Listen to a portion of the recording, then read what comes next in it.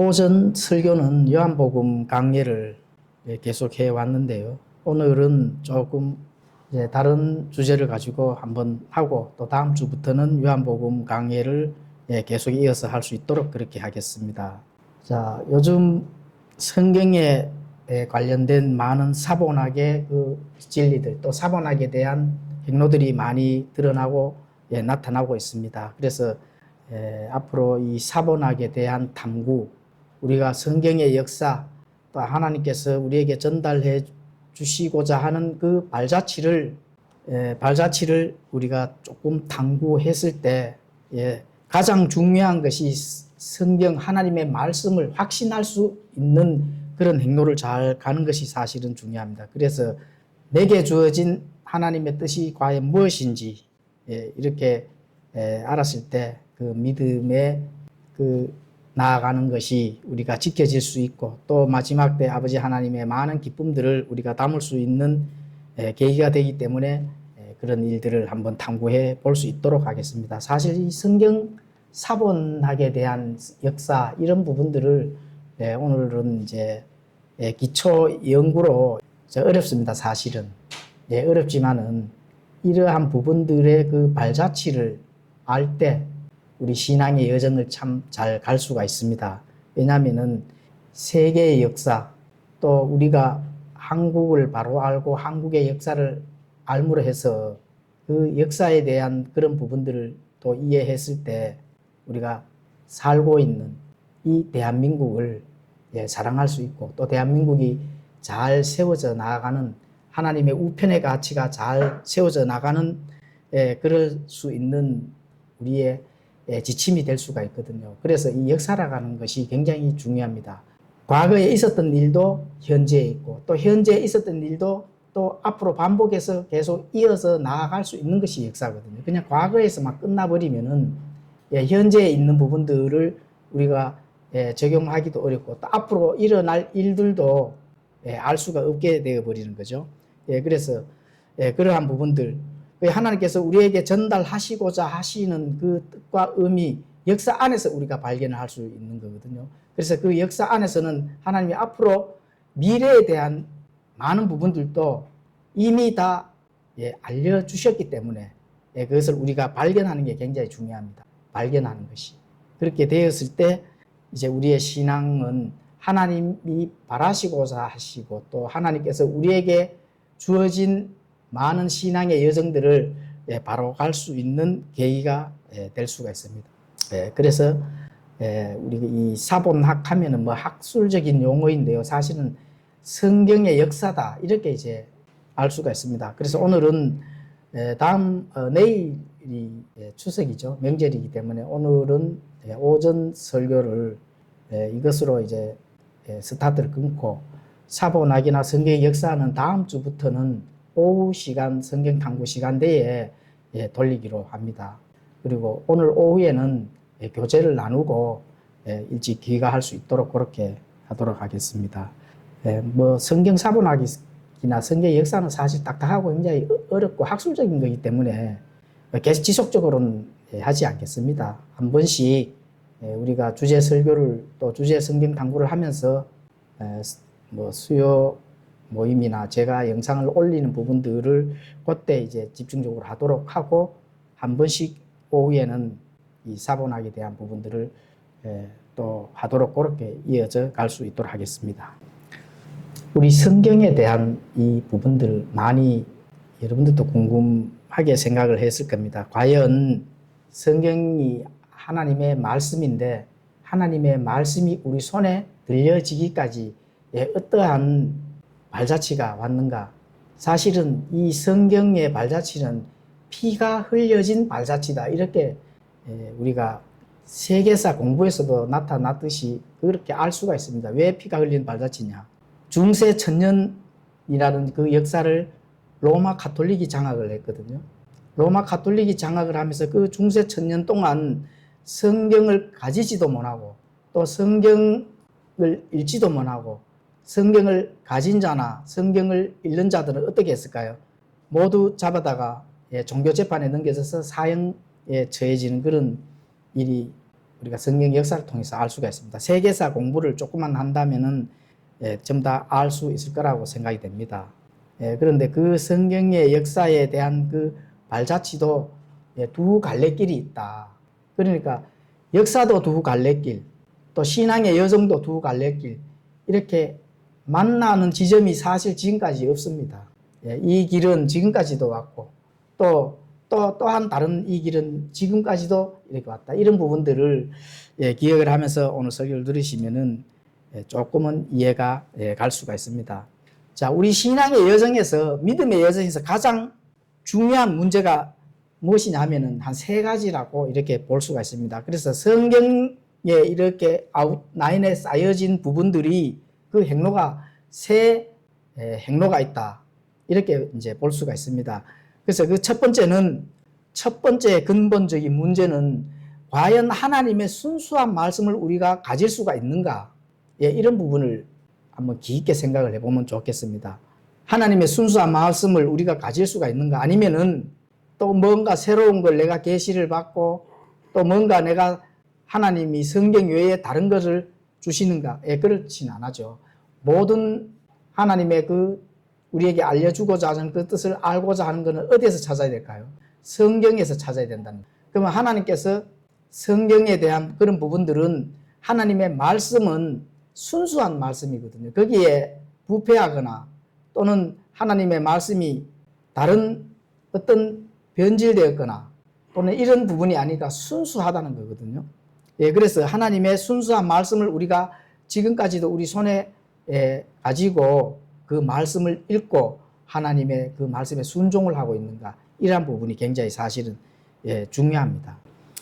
만일 성경이 어떤 사람들이 언급하듯이 인간의 말로 표현된 하나님의 생각만을 담고 있다면은 어느 누구도 하나님의 생각과 인간의 생각을 구별할 수 있을까요? 사실은 없게 됩니다. 그냥 인간의 그냥 말이다 이렇게 된다면은 이게 하나님의 말씀하신 것인지 또 인간의 생각으로 들어가 있어서 그 말인지 이런 부분들을 구분하기가 사실은 어렵다는 겁니다. 그래서 하나님의 생각은 인간의 생각과는 엄연히 차이가 나고 질이 다르다는 거예요. 그래서 그 이유는 하나님의 생각은 인간의 생각보다 차원이 다르고 위치도 다르고 또 순수하다 하는 것은 거룩하다는 거거든요. 거룩은 깨끗하거나 좋게 보이거나 뭔가 이렇게 아름답게 보이는 그런 외면의 모습이 아닙니다.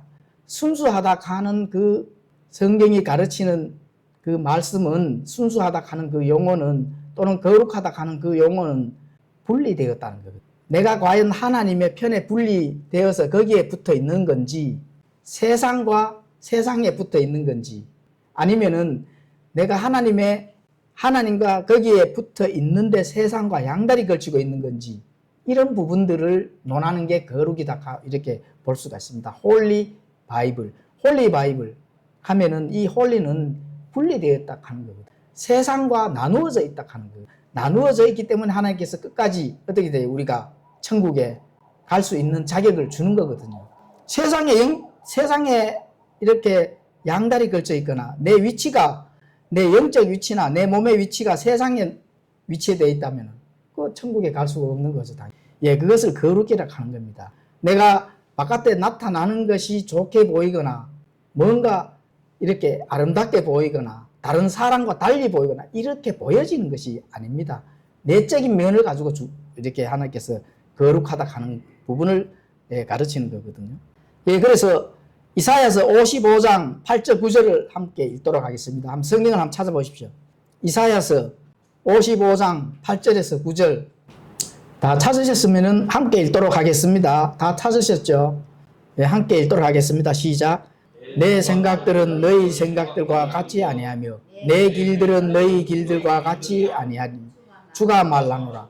하늘들이 땅보다 높음같이 내 길들은 너희 길들보다 높으며 내 생각들은 너희 생각들보다 높으니라. 사실 우리가 사람들이 알 수 있는 언어로 표현하기 위해서 높다라는 걸로 표현을 했는데 조금 이렇게 높아서 높은 게 아닙니다. 완전히 분리되어 있고 우리가 생각하지 못할 수 있는 하나님이 무에서 유를 말씀으로 한 말씀 하나로 무에서 유로 창조하신 그분이 하나님이시라는 거죠. 여호와 하나님이시라는 겁니다. 그러면 높은 차원, 낮은 차원 이런 우리 언어로적 표현이 그렇지 무에서 유를 창조하신 그 하나님이시라는 거죠. 그럼 인간의 생각과 당연히 다르죠. 인간은 뭐예요?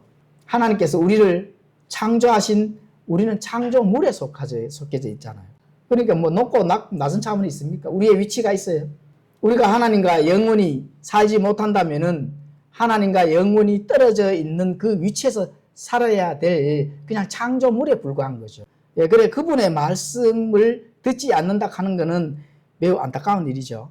예, 그래서 오늘날은 많은 부분 학자들 또 목사들이나 여러 가지 이 교사들에 의해서 이 학문에 의해서 예, 그렇죠. 예, 비평 학문이나 여러 가지 하나님의 말씀을 하나님의 1.1획도 우리에게 전달해 주시고 또 그 순수한 말씀들을 우리에게 전달해 주신 그 말씀 에브리 워드 이거를 본문 비평 학자들이 계속 그거를 비평을 한다는 게 문제입니다. 사실은. 예. 그래서 그런 학자들의 주장처럼 현대의 개정판 성경들이 인간의 변덕에 따라서 또 인간이 항상 마음이 바뀌는 것에 따라서 하나님의 생각을 담고 있다고 주장한다면은 방금 읽은 이사야의 말씀은 그 말씀 자체가 오류가 있는 거예요. 네, 무슨 말인지 이해 가시죠? 자, 학자들에 의해서 성경이 자꾸 개정이 되고 또 학자들에 의해서 이 말씀이 뭔가 학문의 연구에 의해서 그것이 자꾸 발견이 된다 하면은 하나님의 말씀은 어떻게 돼요? 처음부터 한번 전달된 것이 지금까지 전달된 그 말씀이 꾸준하게 우리가 이어서 말씀에 순종하게 되는 것이 아니라 학자들에 의해서 신앙의 여정, 믿음 이런 게 자꾸 바뀌어진다는 겁니다. 그래 된다면 하나님께서 한번 전달해 주시고 무에서 유로 창조해 주신 그 말씀에 하나님이 자꾸 변화가 되고 하나님이 자꾸 변결시킨다는 거잖아요.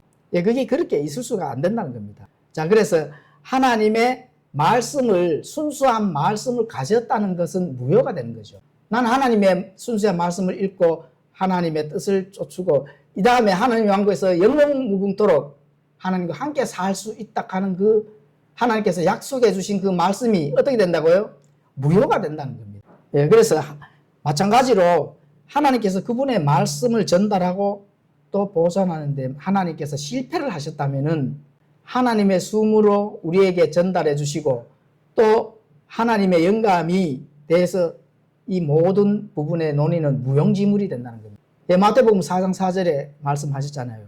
하늘과 땅은 없어져도 내 말들은 없어지지 아니하리라. 너희들이 빵으로만 살 것이 아니라 하나님의 모든 말씀, 에브리 워드 그 말씀으로 너희들이 살아야 된다고 이렇게 말씀하거든요. 그래 육체는 밥을 먹음으로 해서 우리가 배가 부르잖아요. 그런데 영적으로는 하나님의 말씀을 먹지 못한다면 당연히 못 살죠.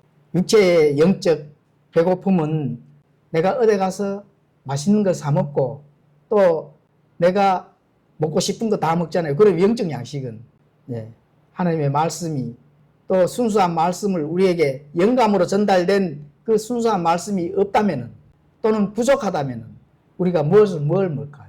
그럼 하나님이 실패를 했다는 거죠. 그렇죠? 예, 이렇게 이제 우리가 거기에서 본문을 비평을 해볼 수가 있는 겁니다. 자, 그래서 성도들의 초점은 이 한 가지로 종합적으로 기결이 된다 하는 겁니다. 자, 수많은 역본들이 있다 해도 여러분들이 하나님의 순수한 말씀을 지금 현재 가질 수 있는가 이거를 한번 의문을 가지고 그 문제를 해결할 수 있는 그런 믿음을 한번 관리를 해보시라고.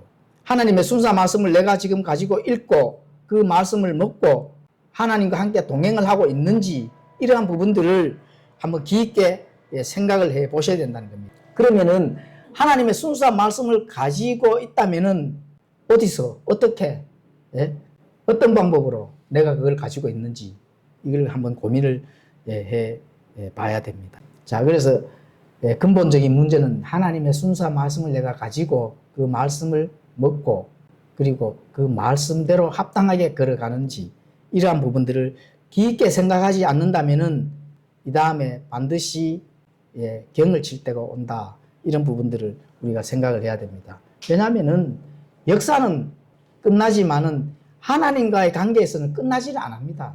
이 세상 타임라인은 시간 속에 있는 타임라인은 끝이 있어요. 그런데 하나님과의 관계에 대한 그 타임라인은 끝이 있어요, 없어요?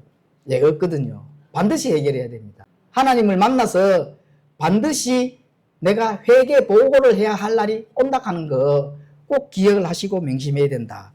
예, 이런 부분들을 우리가 깊게 생각을 해야 됩니다. 자, 두 번째로는 바로 어떠한 싸움인가? 예, 중대한 관점이 있다는 거죠. 내가 하나님의 말씀을 믿고 하나님의 말씀에 순종해서 나아갑니다. 그런데 하나님의 말씀 그 진리를 얼마만큼 신뢰의 확신을 가지는가? 이게 굉장히 중요합니다. 얼마만큼 신뢰를 하고 하나님의 말씀을 내가 얼마만큼 확신을 가지느냐. 전적으로 이 한번 하나님께서 전달된 이 믿음을 얼마만큼 신뢰로 가지는가. 믿음은 들음에서 오며 들음은 하나님의 말씀에서 어떻게 된다고요? 예, 온다 했습니다. 물론 내 안에서 난다고 이제 현대 역본들 개혁 성경도 그렇죠. 내 안에서 나는 걸로 기록이 되어 있잖아요. 그 나는 게 아닙니다. 믿음이. 내 믿음으로는 예, 하나님의 말씀에 순종해 나가는 걸 항상 흔들립니다. 왜냐하면 내 믿음은 이럴 때는 이렇게 변하고 저럴 때는 저렇게 변하거든요. 그런데 믿음은 바깥에서 항상 들어오는 거예요. 하나님의 말씀을 들을 때 바깥에서 들어오는 거예요. 그 믿음으로 우리가 믿음을 붙잡고 있는 거지. 예, 그렇죠. 그 믿음이 또 나를 붙잡고 나아가는 것이지 내 믿음으로 하나님 말씀 붙잡고 있는 게 아닙니다. 그거 잘못된 거죠. 그래서 확신은 어떻게 확신해 나갈 수 있는가? 하나님의 말씀 진리가 나를 붙잡고 있다 하는 그 확신이 서줘야 되는 거죠. 그래서 하나님의 말씀이 절대적인 진리의 근원이 아니라면은 그러면은 과연 무엇이 진리의 근원일까? 내 믿음이 진리의 근원이 될 수 있을까요? 예, 안 되죠. 예. 나를 붙들고 있는 것은 하나님의 말씀이 나를 붙들고 있다. 그것은 내가 하나님을 사랑한 것이 아니고 하나님이 먼저 나를 사랑했기 때문에 그렇습니다. 예수님께서 십자가에 돌아가셔서 완벽하게, 그렇죠? 단 한 번 완전하게 영원히 제 문제를 해결을 했습니다. 단 한 번 영원히. 두 번 해결한 게 아니에요. 단 한 번만에 끝을 냈어요, 사실은. 예, 끝을 냈는데 그게 부족한 게 있어요. 예수님께서 십자가에 돌아가신 것이 그게 어디에 기록이 되어 있어요? 이 성경 말씀에 기록이 되어 있어요. 직접 보셨어요? 하나님의 진리의 말씀, 하나님께서 완전하게 한번 그 전달된 하나님께서 예수님께서 행하신 그 일들이 직접 못 보셨다 하면 어디에서 보고 그걸 믿을까요? 이 성경에서 보고 믿는 거예요. 예. 2000년 전으로 돌아가서 예수님이 돌아가신 것을 보면서 나는 예수님을 믿어야지 이렇게 했어요. 아닙니다.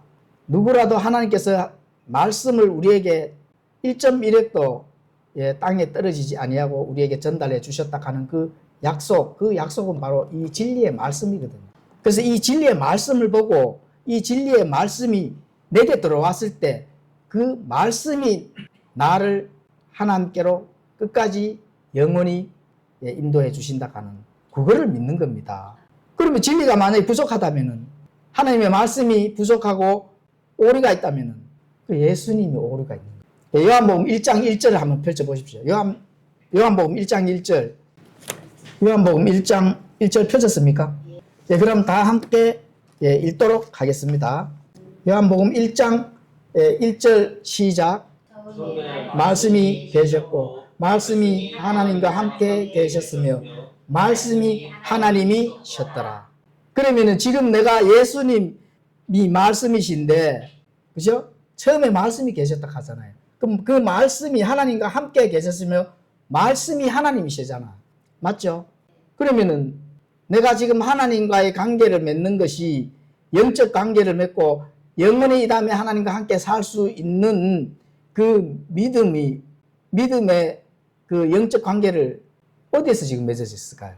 이거는 옆으로 이렇게 일단은 치워놓고 지금 저 공중에 어디 저 하늘에 계신 그 하나님을 지금 동정하시나요? 아닙니다. 하나님께서 에브리워드 모든 말씀으로 너희가 살 것이라고 하셨잖아요. 그 말씀이 나와 함께 있기 때문에 성경 기록이 안에 있는 그 진리가 나와 함께 있기 때문에 하나님께서 기뻐하신다는 겁니다. 예, 그렇죠. 그런데 그 말씀 진리가 부족하고 계속 연구해서 만들어 나가야 되고 오류가 있다면은, 그러면은 말씀이 오류가 있다면은 누가 오류가 있다고? 우리에게 영적 생명을 준 그 예수님이 오류가 있다는 거죠. 그렇죠. 예, 그런 믿음은 안 된다. 지금 그런 거를 우리가 앞으로 공부를 계속해 나갈 겁니다.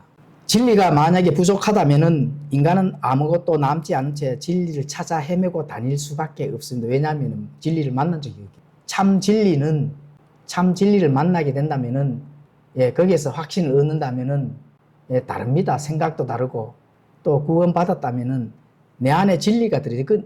누가 들어있어요? 성령님이 계시잖아요. 예, 성령님이 내 안에 계신다면은 그 성령님께서 지혜를 주시고 또 확신을 주시고 또 일을 하게 하신다 하는 겁니다. 예, 그렇게 한다면은 진리를 찾아 다니면서 헤맬 수 있어요, 없어요? 당연히 없죠. 왜냐하면 영적 양식을 먹고 내가 기쁨으로 충만해진다면은 진리 찾아 다닐 일이 전혀 없죠. 예, 그렇죠. 그런데 만약에 그렇지 않다면은 의심이 계속 커진다 하는 거. 진리에 대한 의심만 커지고 결국은 어떻게 돼요? 예, 굶어 죽습니다. 영적으로 굶어 죽는 게 문제죠. 육신적으로 배고프면은 양식으로, 예, 먹으면 되잖아요. 그런데 영적으로 굶어 죽는다면은, 예, 육신적인 타임라인은 끝난다겠죠.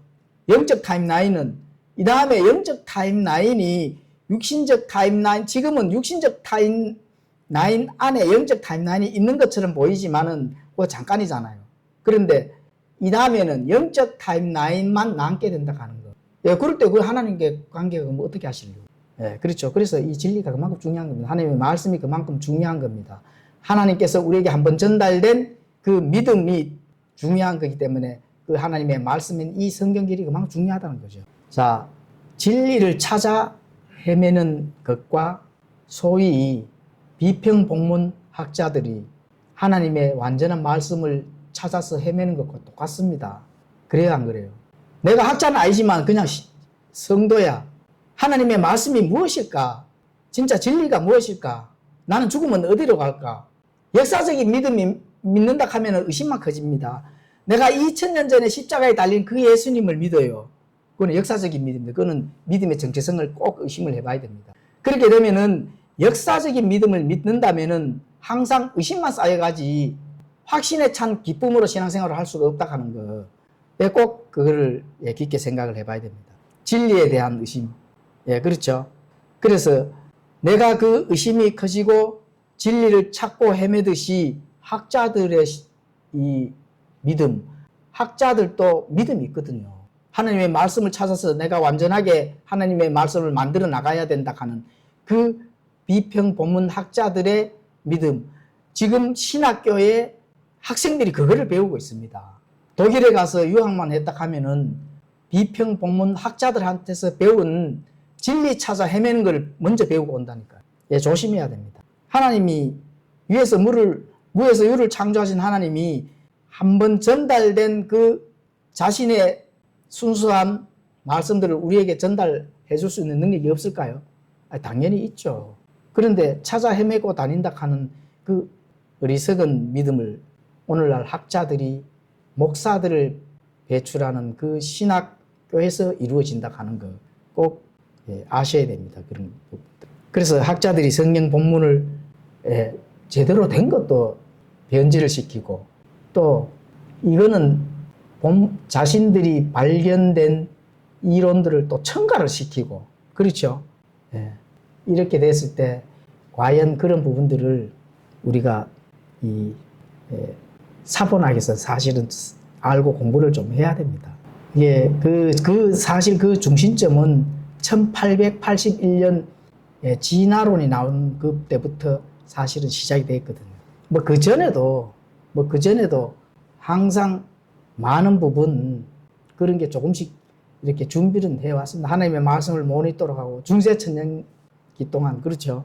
하나님의 말씀을 가지지도 못하고 이러한 부분들 바르게 신앙의 생활을 하기 위해서 나아가고자 하는 그런 바른 성도들을 화형을 시키고 또 그런 성도들을 잡아서 종교를 재판을 하고 이런 부분들이 중세 천년기 이상 지속돼가 왔는 부분들을 하나님께서 루터라는 그 한 신자를 통해서 개혁을 일으켰지만 그런 부분이 사실은 중요한 건 아니거든요. 그전에는 하나님의 말씀이 없었다가 개혁을 이렇게 일으켜진 게 사실은 아닙니다. 그러한 부분들도 또 우리가 알아야 되고 그런 것이 아니라 처음부터 하나님의 말씀은 처음부터 지금까지 그냥 쭉 이어온 거예요. 쭉 이어온 거. 근데 범죄자들을 통해서 그런 세계사 역사에 크게 드러난 것이 그거지 하나님이 전혀 개입하지 않았다가 갑자기 거기서 개혁해서 나온 그런 세계사에서 드러난 것이 그게 전부지 그게 아닙니다. 그런 부분들도 조금 공부를 해볼 필요성이 있는데 앞으로 성경 탐구나 또는 데일리 리포트를 통해서 그런 부분들을 우리가 많이 드러나고 또 미디어를 통해서 났을 때 또 함께 나누었으면 좋겠습니다. 자, 현대 학자들을 통해서 만들어진 이제 현대 이제 역본들 그렇죠. 또 현대 출판사들 1881년도 진화론이 갑자기 등장했을 때부터 그때부터 속전속결로 많은 현대 역본들이 많이 등장을 했거든요. 그런데 현재 역본들을 많이 등장한 자들 웨스트코트 호르트라든지 티센도르프라든지 이런 인물들도 우리가 그 내면의 영적인 내면에 뭐가 의도가 된 건지 이런 부분들도 사실 공부를 해야 됩니다. 모른다면은 맹목적인 믿음이 될 수밖에 없거든요. 그런 부분들도 앞으로 공부를 좀 해서 하나님이 진리가 정말로 우리 손에 왔을 때 성령님께서 어떻게 인도하는 건지 이런 부분들이 굉장히 또 중요하잖아요. 그런 부분들을 했을 때 바로 내가 하나님과의 관계에서 하나님의 타임라인 안에서 하나님과의 관계에서 회개 보고를 해야 될 그 마지막 하나님의 면대면으로 만났을 때 그렇죠. 거기에서 나의 믿음을 하나님께 보여줘야 된다. 이런 부분. 그래서 믿음을 지키는 것이 중요한 겁니다. 바른 믿음, 바른 교리, 그렇죠. 또 그렇게 됐을 때 바른 사회가 되고 바른 가정이 되고 바른 국가가 되는 겁니다. 하나님의 우편의 가치는 온 세계의 국가들에게 다 전달해 줬는 거거든요. 20세기 들어서 이제 본격적으로 사실은 현대 역본들이 많은 장악을 사실 했습니다. 우리는 지금 킹제임스 성경을 보고 있잖아요. 흠정역 성경을 보는데 자, 이 흠정역 성경이 지난 400년 동안 단 이 한 권으로 모든 세상에 복음이 전해졌으며 신학교가 세워졌으며 또 이 복음의 그 교리들로 믿음을 400년 동안 이 한 권의 성경으로 해왔는데 많은 비평학자들 또 세상이 이제 산업화해서 지식이 들어가고 생활 수준이 높아지니까 킹제임스 성경에 대한 그런 부분들을 많이 폄하하는 경우가 굉장히 많습니다. 그리고 선전을 통해서 홍보를 통해서 출판사들이 많이 판매가 됐죠. 자, 오늘날 이 개혁주의 많은 이 목사들은 많은 경우 사실은 이 개혁 교리에 대한 교리들을 많이 가르칩니다. 하나님께서 한번 전달된 그 믿음이 400년 동안 지켜오다가 사실 많이 이제 나누어지기도 하고 분리되기도 하고 1900년 초에는 미국에서 이제 근본주의 그 부흥이 엄청나게 크게 일어났죠. 왜냐하면 진화론 때문에 하나님의 말씀 진리가 자꾸 손상이 가고 또 신앙적인 거나 믿음이 자꾸 변질이 되어 가니까 그런 부흥이 일어났습니다. 그럼에도 불구하고 이제 이 대한민국에서는 초창기에는 물론 킹제임스 성경이 먼저 들어왔죠. 먼저 들어오고 나중에 이제 영국 개혁 성서 공회를 통해서 개혁 성경 그 본문이 거의 이제 퍼져 나갔는데 그런데 그러한 부분의 역사적인 그런 사건들이 너무 많습니다. 왜 그렇게 되어야 되는 건지 이런 부분들도 우리가 그 역사적인 그 노선을 좀 알므로 해서 과연 이 세상의 주인이 누구예요? 예, 사실은 마귀입니다. 이 세상을 지배하는 거는 세상 시스템을 지배해 나가는 거는 마귀거든요. 역사적인 타임라인의 주인은 하나님이지만 이 세상을 지금 지배해 나가는 거는 예, 마귀가 지배를 하고 있습니다. 그 속에서 우리가 지금 신앙의 여정을 가고 있는 건데 그 속에서 과연 많은 부분 우리가 영적 부분들을 다루는 그런 부분에서 마귀의 어떤 교리, 성경에도 지금 기록이 됐죠. 너희들이 마귀의 교리를 따른다면은 반드시 그 멸망을 초래할 것이다. 이런 부분을 경고를 해놨습니다. 성경에도. 예, 그러한 부분들도 앞으로 과연 어떻게 세상의 역사가 자꾸 이렇게 바뀌어져 가는 건지, 질서에서 무질서로 바뀌어 가는 거, 예, 이런 부분들, 엔트로피에 대한 그 과학적인 용어도 있잖아요. 이 세상은 처음에 질서에서 자꾸 무질서로 바뀌어 간다 하는 거. 무질서로 바뀌어 가기 때문에 예수님께서 재림을, 뭐 개혁주의에서 누구든 기독교인이라면은 예수님의 재림을 부인하는 자는 그럼 당연히 기독교가 아니죠. 예수님께서 왜 재림을 하실까? 이 세상이 조금의 질서에서 완전히 무질서로 바뀌어 간다 하는 거. 그게 엔트로피 현상이고. 예, 그렇게 돼서 예수님께서 재림하셔서 철권 통치를 하신다 하는 그런 부분들. 예, 그런 부분들 속에서 과연 인간의 지혜보다 수백 배 뛰어난 이 타락한 천사들이 과연 조용하게 있을까? 예, 이런 부분들도 우리가 고민을 해봐야 됩니다. 당연하죠. 하나님의 말씀이 모두 이렇게 선포될 때, 진리가 선포될 때 하나님의 말씀을 순수하게 그대로 전달을 하는 건지 아니면은 하나님의 말씀에 거다가 철학을 덧붙여서 전달하는 건지 이런 것도 고민을 해봐야 됩니다. 하나님의 말씀을 순수하게 선포를 해야만 그 하나님과 관련이 있는 거죠. 하나님의 말씀에다가 인간의 생각, 철학은 사실은 지식이거든요. 세상 지식이 철학입니다. 세상 지식을 더해서 선포를 하게 된다면 어떻게 돼요? 예, 그거는 이제 세상에 대한 그런 부분들을 집어넣는다면은 당연히 그거는 부패된 거죠. 예, 그렇죠. 하나님의 순수한 말씀을 선포를 해야 된다. 이게 사실은 중요한 겁니다. 그러면 왜 세상 지식, 철학이 성경에 더해질까? 이런 부분들도 사실 역사적인 그런 길이 그렇게 흘러왔기 때문에 사실 그렇습니다.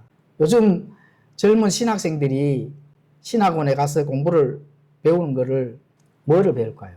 예, 경영을 첫째 배우면서 하나님의 말씀을 이렇게 난도질하는 걸 먼저 배웁니다. 오류가 있고 하나님의 말씀은 완전하지 아니하고 사람들이 하나님의 말씀을 기록으로 번역을 했기 때문에 오류가 있다. 예, 이렇게 이제 합니다. 그래서 불충분한 교리들을 배우고 이 학문을 배워서 나와서 사람들에게 가르치고 있는 겁니다. 예, 그렇게 된다면은 순수한 하나님의 말씀을 배우고 나와서 하는 것이 아니라 그 학위가 무슨 학위예요? 공동묘시 학위죠. 하나님의 말씀이 아닌 거라 하면은 죽은 학위지 당연히요. 그렇죠? 죽은 학위를 가지고 나와서 하나님의 말씀이라고 선포를 한다. 예, 그러한 부분들도 우리가 깊게 사실은 고민을 해봐야 됩니다. 이게 이제 이 학문부터 변질이 되기 때문에 그렇습니다. 자, 그게 대표가 비평 학문이거든요. 독일에서부터 시작해서 또 미국으로 침투를 해서 많은 부분 그러한 자들이 신학교 선생질을 하고 있으니까 그러한 부분을 밑에서 배우고 또 목사 안수를 받고 나와서 선포를 한다 하면은 얼마나 그런 부분들을 우리가 참 안타깝죠. 하나님의 순수한 말씀은 하나님의 순수한 말씀 그대로 전달해야 됩니다. 거기에서 첨가되거나 또는 내 생각을 넣거나 어떤 뭐 학문의 지적인 것을 첨가하거나 이렇게 해서는 절대로 안 된다. 그래서 이게 이제 비평 학문이라는 명분하에 성경에 가해지는 고문입니다. 사실은 하나님의 순수한 말씀이 처음부터 없던 것이 아니습니다. 그대로 있는데 이 순수한 말씀의 비평 학문이라는 걸로 고문을 하고 있다는 거예요. 예, 그렇죠. 난도질을 한다는 거. 이게 굉장히 오늘날 현실입니다, 사실은. 고문과 학대와 불신의 행위. 일단 하나님의 말씀인가 아닌가 의심을 먼저 하잖아요. 의심을 해서 사본을 통해서 이게 하나님의 말씀이다. 본인들이 그거를 자꾸 잡아 넣는 거예요. 안 맞으니까 빼고 이렇게 되는 거죠. 이게 비평한문이거든요. 그래서 그런 경우는 결코 용납될 수 없는 것이며 성령 모독행위입니다. 개혁 성경의 기록을 빌리자면 성령 회방을 하는 거죠. 성령 회방 어렵죠. 자, 성부 하나님은 모든 자원의 원천이십니다. 예수님은 통로죠, 통로. 하나님이신 예수님이 성부 하나님의 명령을 받고 이 땅에 오셔서 모든 것을 완벽하게 이루셨기 때문에 통로인데, 그러면 성령님은 사람을 통해서 이 세상의 역사를 이루어 가신다. 누구를 통해서요?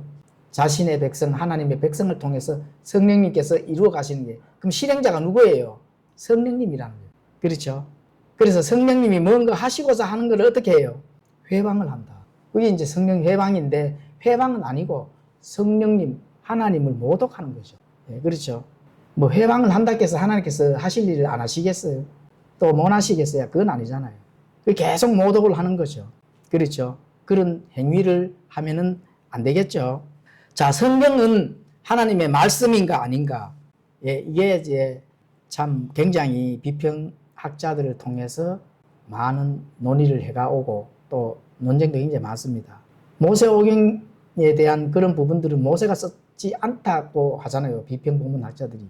아니, 모세가 썼지 않다 하면, 그러면 역사 안에서 모세가 쓴 것도 있고 사람들이 그것을 가지고 기록을 한 것이지 모세가 직접 하나님의 명령을 받고 쓴 것이 아니다. 이렇게 하는 거예요.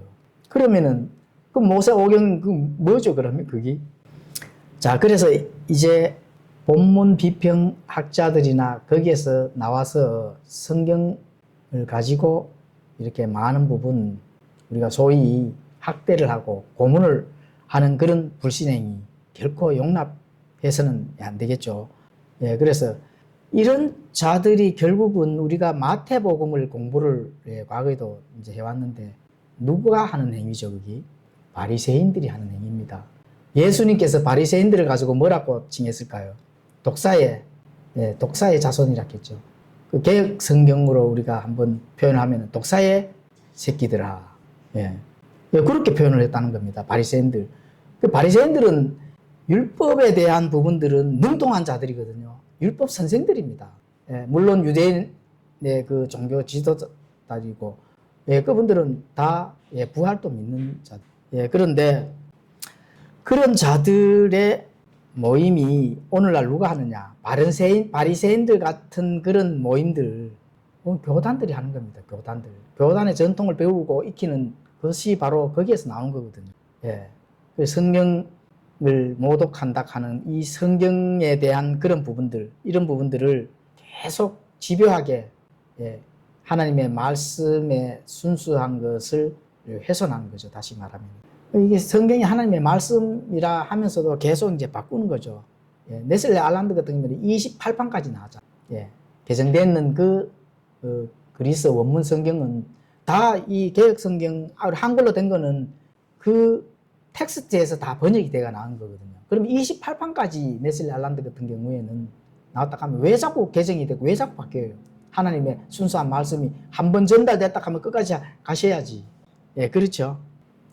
내 생각, 세상에 대한 그 지식들, 또 자신들이 해야 할, 바꿔야 될 이 세상의 가치들에 맞게 성경은 번역이 돼야 되거든.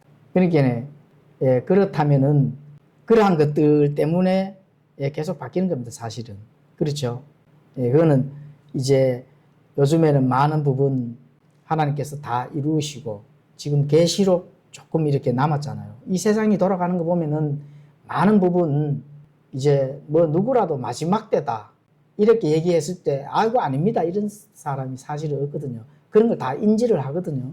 인지를 하는데 그러한 부분 속에서 하나님의 말씀에 지금까지 한 번 전달된 이 말씀이 계속 바뀌어져 나갈 수밖에 없는 그런 세상의 위치에 놓여 있다. 그렇죠? 그래서 왜 그 인간 마음대로 바꾸는가? 예, 이런 부분들을 또 우리가 고민을 이제 해 봐야 됩니다. 자, 하나님의 말씀은 자신의 고유한 성품 때문에 완전히 순수해야 됩니다. 예, 불순한 것이 있다면 그분의 말씀일 수가 사실 없죠. 예, 하나님의 말씀은 절대로 부패하지 않습니다. 바뀌지 않는 거죠. 처음 한번 전달된 말씀이라면은 그 약속된 말씀이 자꾸 개정되고 바뀐다 하면은 있을 수가 없는 일이죠. 자, 베드로전서 1장 23절을 한번 성도님을 펼쳐 보십시오. 베드로전서 1장 23절 다 찾으셨으면 함께 읽도록 하겠습니다. 시작. 너희가 다시 태어난 것은 썩을 씨에서 난 것이 아니요 썩지 아니할 씨에서 난 것이니 살아있고 영원히 거하는 하나님의 말씀으로 된 것이라. 내가 세상 속에서 죽어있던 영이 다시 살아난다면은 성령님께서 나를 다시 태어나게 한 거거든요. 옛사람은 죽이고 새 사람으로 다시 태어나게 한 게 무엇이라고요? 영원히 거하는 하나님의 말씀이잖아요. 그런데 그 말씀이 썩을 씨에서 난 것이에요? 썩지 않을 씨에서 난 것이에요? 썩지 않을 씨에서 났다는 거죠. 하나님의 말씀은 부패되거나 또 하나님의 말씀이 한번 약속된 말씀이 또 하나님께서 이 말씀이 조금 부족하니까 다시 줄게 이렇게 한 적이 없다는 겁니다. 처음에 한번 말씀 우리에게 약속했다면 그 말씀은 영원 무궁토록 간다는 거죠. 그 말씀으로 우리가 다시 태어난 거예요.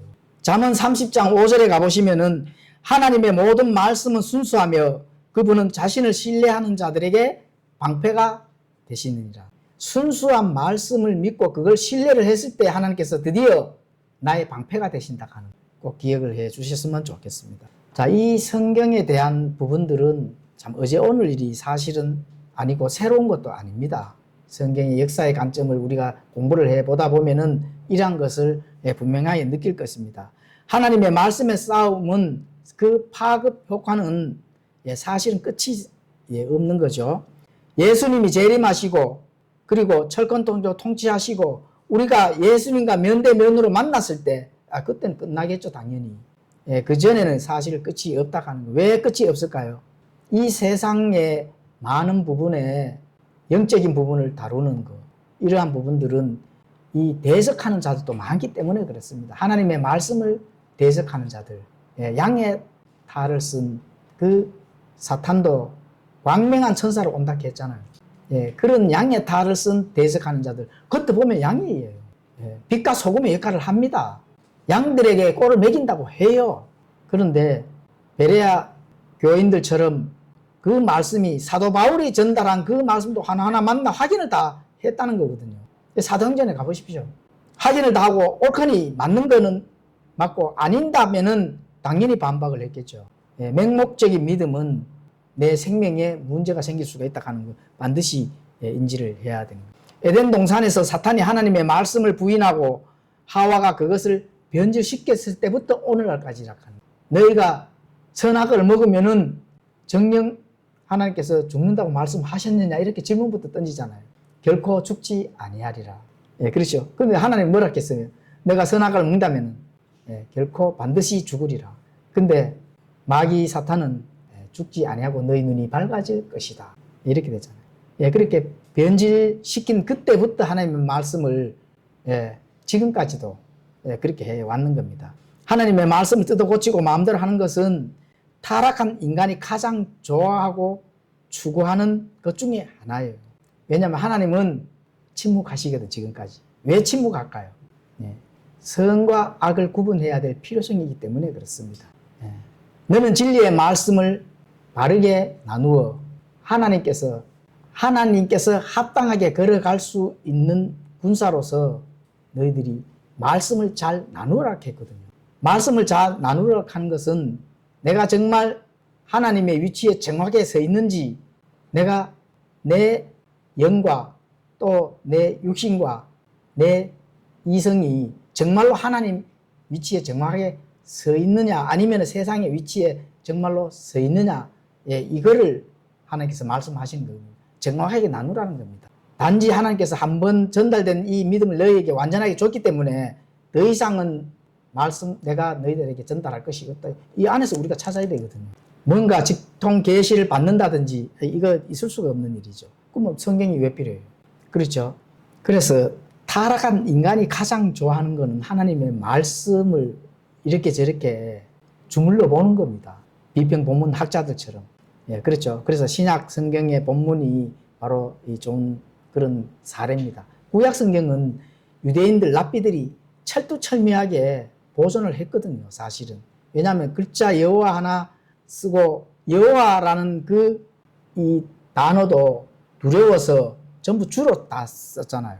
그렇죠. 그리고 여호와라는 그 단어가 하나 나올 때마다 나가서 목욕 제기를 하고 떨리면서 썼다는 거죠. 왜냐하면 그때는 신정 통치였기 때문에 잘못된 순간 즉시로 죽음을 당하는 그런 거기 때문에. 예, 그렇죠. 근데 신약 성경이 사실 문제입니다. 성경 개정주의는 고대 사본 위를 맴도는 그런 이 두꺼운 안경을 쓰고 학문을 연구하는 사람들, 이런 사람들의 작업이 시작된 거죠. 다시 말하면. 신약 성경 본문의 가장 큰 변질은 원래 기록된 후 처음 몇 세기 이내에 발생했다. 그러니까 처음부터, 그렇죠. 신약 성경도 이제 예수님께서 승천하시고, 그렇죠. 사도행전의 이후에 나오는 그때부터 변개가 됐다. 이렇게 이제 보시면 됩니다. 그렇죠. 그때부터 실제 이단들이 나타나고, 그 다음부터는 이제 성경 말씀에 거기에서 부패되는 것들 다시 누룩을 집어넣는 거죠. 그래서 이 기간 동안 다수 본문과 일치하지 않는 대부분 이문들이 그때부터 시작되었다. 신약 성경에서도 이렇게 이제 보시면 됩니다. 자세한 거는 앞으로 그 성경 탐구나 이런 때 우리가 또 조금 더 디테일하게 공부할 수 있도록 하겠습니다. 자, 오늘은 시간이 또 이제 많이 가니까 예수님께서 승천하시고, 자, 신약 성경 그 사본 텍스트들의 변질이 어느 때부터 출발했느냐. 요 세 도시가 있습니다. 세 도시. 그 세 도시가 바로 로마, 알렉산드리아, 그리고 안디옥. 이 세 도시의 출발선이 있는 거거든요.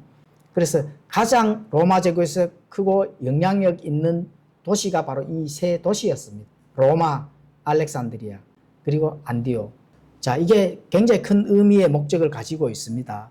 자, 로마는 로마 제국의 수도이죠. 그리고 모든 그때의 주위의 이 국가들을 지배를 했습니다. 그리고 그 로마가 전달해주는 내적, 영적 학문이 뭐냐? 바로 형식주의, 율법주의, 그리고 전통을 강조했다. 이런 부분들을 가지고 성경을 다루었다 하는 거 꼭 인지를 해 주셨으면 좋습니다. 그리고 그렇게 되면 물론 이제 비성경적인 게 되겠죠. 그래서 성경에 많은 부분들 추가가 됐다 하는 거. 특히 이제 외경이 추가가 됐잖아요. 가톨릭 성경 한번 봐보시죠. 외경에 우리는 66권이잖아요. 그죠? 거기에는 72권인가 그렇습니다. 그리고 그 로마가 바로 남유럽, 아프리카 이런 상당 부분 신학과 영적 삶에 지배를 했다. 그게 지금까지 내려왔다는 거죠. 또 두 번째 도시는 이집트 알렉산드리아. 이집트 하면은 세상의 상징의 도시입니다. 국가죠. 그리고 그 도시 알렉산드리아. 이 도시는 과학이나 교육 이런 부분들이 굉장히 발전했다는 그런 학문의 도시입니다. 그래서 거기서 뭐가 많이 배출됐어요? 철학자들이 많이 배출됐죠. 대부분의 철학자들 그 이집트에 많이 나왔습니다. 알렉산드리아. 왜냐하면 과학 그리고 또 철학, 학문 이런 것이 모든 세계를 거기에서 지배를 하고 출발을 했기 때문에 그렇습니다. 거기서 대표적인 학자 두 사람이 신학과 관련된 학자 두 사람이 필로와 오리게네스가 있습니다. 오리겐이라 하죠. 필로, 오리겐. 이 부분들이 주변 이집트와 팔레스타인을 그 신학들을 지배를 했습니다. 왜냐하면 거기서 학문이 출발이 됐으니까. 그렇죠. 그래서 현대 학문의 관행과 마찬가지로 알렉산드리아는 하나님의 말씀의 내용을 빼는 방식으로 변질했다. 그러니까 배도한 유대인들이 이집트로 내려가서 성경과 텍스트를 이 원문 성경을 만들 때 성경과 철학을 더해서 나왔는 그 학문, 철학 또 성경이 바로 알렉산드리아 학파라고 합니다. 그게 누가 스타트를 시켰냐? 오리겐이라고 하는 사람이 스타트를 시켰다. 그럼 오리겐은 오늘날 한국에서는 굉장히 추종을 많이 하는 그런 사람입니다. 신학교 가면 오리겐 가면 막 난리 납니다. 그분 이리 됐어요. 그런데 그 오리겐을 어떤 사람인지 알지는 못하죠, 사실은. 왜 알지 못할까요? 그 오리겐이 이단 교리를 사실은 만들어내는 자거든요. 그리고 오리겐이 로마 가톨릭 교회를 세우게 한 미천을 깐 그 장본인입니다. 그렇죠? 그래서 예수님이 피조물이다. 예수님은 하나님이 아니시고 창조물이다. 이런 부분. 또 연옥 같은 부분도 오리겐이 처음에 이 교리를 만들어냈습니다. 그래서 여기에서 뭐가 나느냐? 바로 알렉산드리아 본문인 바티칸 사본, 시내 사본이 나왔다. 그러면 바티칸 사본과 시내 사본의 그 밑에 있는 바티칸 사본과 시내 사본이 모자라 하면은 그 밑에 있는 딸들은 뭐예요? 현대 역본들 100%가 거기에 다 매달려 있다. 이거 꼭 아셔야 됩니다. 그렇죠? 그렇게 역사가 이제 흘러가는 겁니다. 그럼 우리가 보는 지금 이 킹제임스 성경은 그 안디옥이라는 세 도시 중에 지금 이제 이집트 알렉산드리아 했잖아요. 거의 마지막 도시 이제 안디옥입니다. 안디옥은 성경을 문자적 해석으로 접근을 한 도시입니다. 근데 그 출발선에 누가 출발했느냐?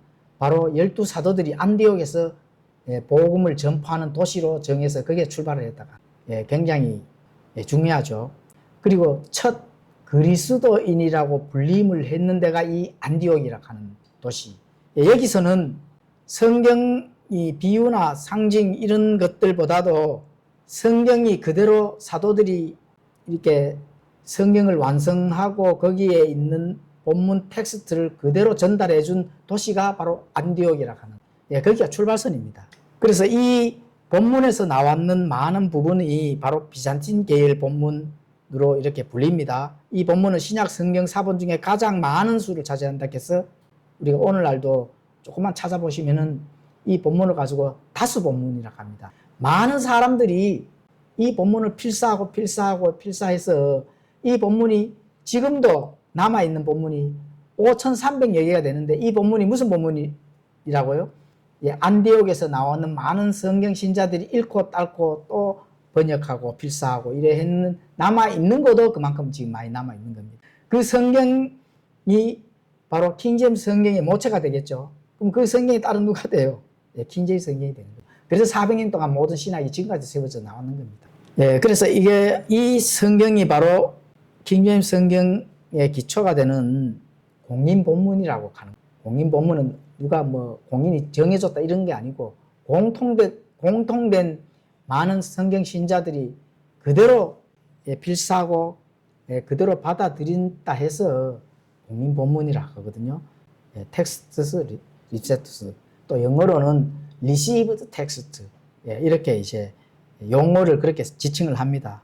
그래서 이 안디옥은 사도 시대의 중심이 된다 하는 거. 사도들이 중심이 돼요. 그러면은 이집트는 배교한 유대인들, 이방인들의 중심 도시이기 때문에 거기에서 나온 텍스트와 그럼 안디옥 사도들이 그대로 전달해서 필사해서 나왔는 그 통로와 이집트, 알렉산드리아, 배도한 유대인들, 또 이방인들, 또 세상의 학문에 발달한 거기에서 나왔는 텍스트 다르죠, 당연히. 그리고 그 텍스트들은 바티칸 사본, 시내 사본은 사실상 그냥 잠자고 있었다. 잠자고 있었고 사람들이 사용을 안 했습니다. 그게 굉장히 중요한 거죠.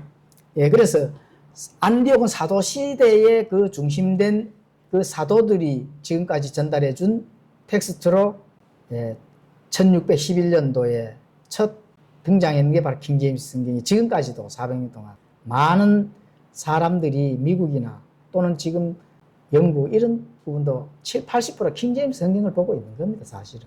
그렇죠. 그래서 이 자세한 부분들은 시간이 없어서 마치겠는데요. 이 부분들을 이제 한번 정리를 한번 해드리고 마치도록 하겠습니다. 이 세 도시에 대한 그 성경이 어떻게 이 세 도시에서 지금까지 내려오면서 변질됐는지 정리해드리겠습니다. 자, 로마 형식, 율법주의, 전통을 중요시해서 그거를 가르쳤습니다. 그리고 성경에 추가를 하고 또 외경을 넣고 이렇게 했죠. 자, 이게 이제 첫 사본, 이 어떻게 돼가 나느냐.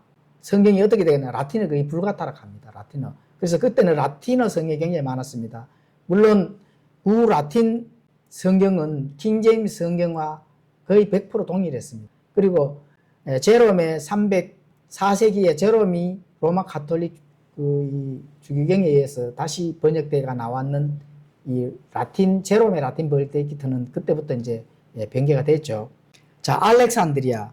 이거는 과학, 교육, 학문의 중심 도시이기 때문에 성경에 대한 그런 부분들을 많이 삭제하고 그 말씀이 많습니다. 왜냐하면 학문에 맞게 세상에 맞게 뭔가를 바꿔야 되기 때문에 예를 들어가 자, 킹제임스 성경에는 사도행전 8장 37절 9절이 있습니다. 그런데 현대 여권들은 8장 37절 9절이 없죠.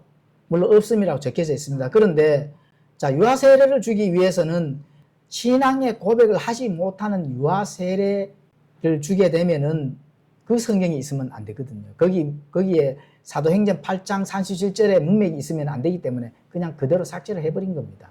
유아 세례를 주기 위해서. 그래서 이 내 신앙의 고백이 안 되는 유아들은 그는 뭐 죄와 상관없이 그냥 천국 가는 거예요. 그 성경이 그렇게 기록이 되어 있습니다.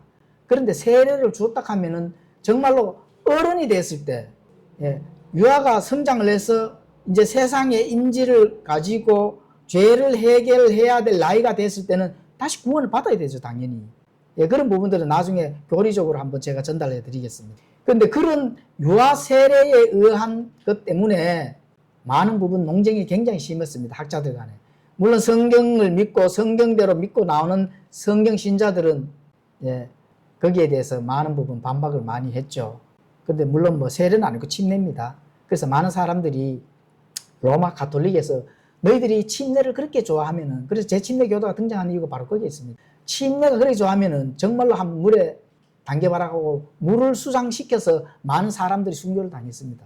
그 정도로 로마 그 중세기 동안 순교자들이 그만이 많습니다. 아이들하고 같이 그냥 매장을 시켜버리는 그런 일들도 이제 역사적으로 그대로 나타나 있는 겁니다. 기록이 되어 있는 겁니다. 그래서 그 본문이 바로 알렉산드리아 계열 사본이다. 그게 바로 바티칸 사본과 시내 사본, 티센도르프에서 의해서 만들어진 사본, 시내 사본이 되겠죠.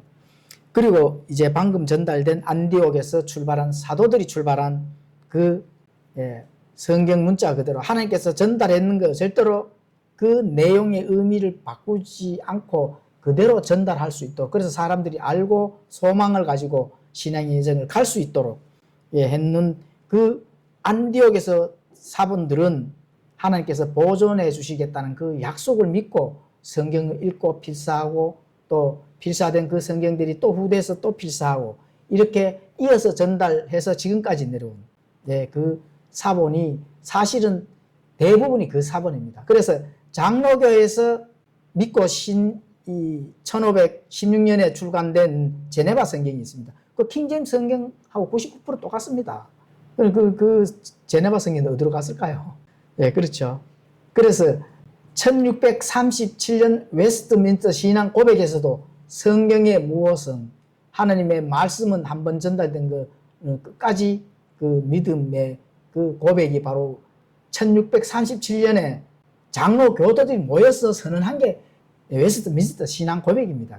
그 킹제임스 성경을 가지고 그때는 했죠. 제네바 성경도 아닙니다. 1637년도니까. 킹제임스 성경을 가지고 신앙을 고백을 한 겁니다. 하나님의 말씀의 순수성을 고백을 한 거죠. 그 오늘날은 어디 갔습니까, 그런 게? 믿음이. 그 믿음이 어디 갔냐고요. 그래서 이런 부분들을 앞으로 사본학 탐구에서 계속적으로 공부할 수 있도록 하겠습니다. 기도하고 마치겠습니다.